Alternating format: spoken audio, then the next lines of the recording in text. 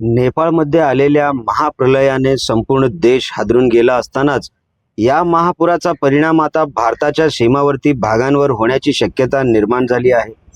विशेषतः बिहार आणि उत्तर प्रदेशमध्ये प्रशासनाकडून सतर्कतेचा इशारा देण्यात आलेला आहे। त्यामुळे संभाव्य पूर परिस्थितीचा सामना करण्यासाठी भारताची यंत्रणा देखील अलर्ट मोडवर आलेली आहे। काय आहे ही बातमी सविस्तरपणे जाणून घेण्यासाठी आपण जर पहिल्यांदाच NGTV मराठी न्यूज चॅनल पाहत असाल तर नक्की सबस्क्राइब करा। नमस्कार, मी बंदगी, आपण पाहत आहात महाराष्ट्राचा बुलंद आवाज NGTV मराठी न्यूज। नेपाळ चीन सीमेजवळ अचानक आलेल्या भीषण फ्लॅश फ्लडमुळे नेपाळमधील अनेक भागात मोठी हानी झाली आहे। भोटे, कोशी, त्रिशूली आणि त्याच्याशी जोडलेल्या नदी प्रवाहांमध्ये अचानक पाण्याची पातळी वाढली। या पुराचा प्रवाह भारताच्या दिशेने येणाऱ्या नद्यांवर परिणाम करू शकतो अशी चिंता आता तज्ञांकडून व्यक्त करण्यात येत आहे। भारत सरकारच्या गृह मंत्रालयाच्या माहितीनुसार नेपाळमधील त्रिशूली नदीच्या पाण्याच्या पातळीत अचानक वाढ झाली असून पुराचा परिणाम पुढे गंडक नदीच्या प्रवाहावर होण्याची शक्यता आहे। त्यामुळे बिहार आणि उत्तर प्रदेशच्या सीमावर्ती भागांमध्ये प्रशासन आणि बचाव पथकांना हाय अलर्ट मोड वरती ठेवण्यात आलेला आहे। केंद्रीय गृहमंत्री अमित शाह यांनी बिहार आणि उत्तर प्रदेशच्या मुख्यमंत्र्यांशी चर्चा करून परिस्थितीचा आढावा घेतला आहे। दोन्ही राज्यातील संभाव्य प्रभावित भागांमध्ये स्थानिक प्रशासन, बचाव पथक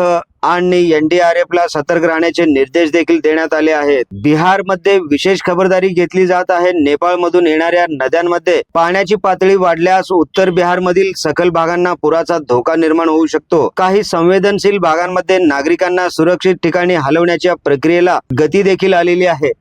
उत्तर प्रदेशामध्ये सीमावर्ती जिल्ह्यांवर प्रशासनाची करडी नजर आहे। विशेषतः नेपाळमधून भारतात येणाऱ्या नदी प्रवाहांमध्ये वाढ झाल्यास गंडक, घागरा आणि राप्ती नदीच्या पाणी पातळीवर याचा मोठा परिणाम होऊ शकतो। त्यामुळे नदीकाठच्या आणि सखल भागातील नागरिकांना सतर्क राहण्याचे आवाहन यावेळेस प्रशासनाकडून करण्यात आलेलं आहे। दरम्यान भारतीय हवाई दलाकडून C-130J आणि C-17 या मोठ्या क्षमतेच्या विमानांच्या माध्यमातून मदत आणि वैद्यकीय साहित्य नेपाळमध्ये पोहोचवण्याची तयारी करण्यात आलेली आहे। पालम आणि हिंडन या हवाई तळांवरून मदत कार्यांशी संबंधित विमानांच्या हालचाली सुरू झाल्याची माहिती देखील आता अधिकृत सूत्रांकडून समोर आलेली आहे। भारताचे पंतप्रधान नरेंद्र मोदी यांनी देखील नेपाळचे पंतप्रधान बालेंद्र शाह यांच्याशी संवाद साधून दुःख व्यक्त केलं। भारत नेपाळला शक्य ती सर्व मानवी मदत देण्यासाठी तयार असल्याचं यावेळेस सांगण्यात आलेलं आहे। अशाच प्रकारच्या सडेतोड आणि रोखठोक बातम्यांसाठी पाहत रहा महाराष्ट्राचा बुलंद आवाज NGTV मराठी न्यूज।